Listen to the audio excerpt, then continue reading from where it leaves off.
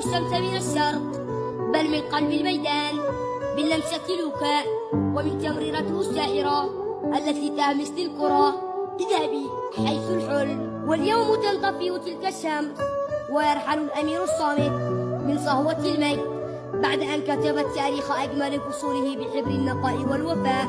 الرحيل لا يعني تعبئة الحقائب بل ترك جزء منك خلفه. هنالك عن العشب بين خطوط المستطيل في المقاعد وفي القلوب.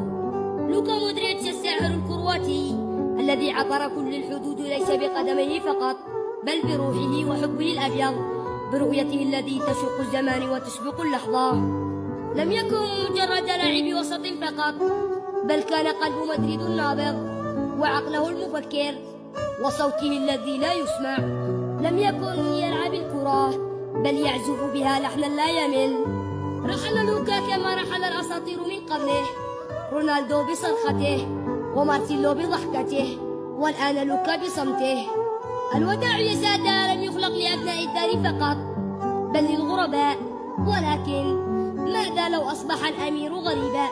ماذا سيكون الشعور في جدران البيت الأبيض؟ وماذا لو أصبح عشقه للقميص أكثر من مجرد وطن؟ حينها يصبح الرحيل خنجرا في الذاكرة.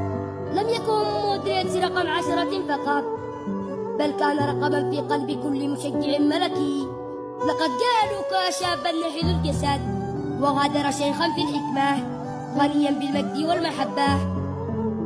ذكريات التتويج والانتصار، دموع الفرح وكل مساء احتضن فيه الكرة كأنها طفل صغير.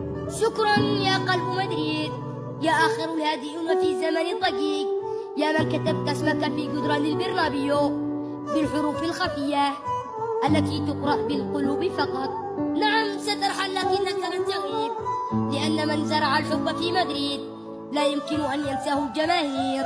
سيكون توقعاتكم في صندوق التعليقات. من هو الذي سيرتدي الرقم 10 بدل لوكا مودريتش؟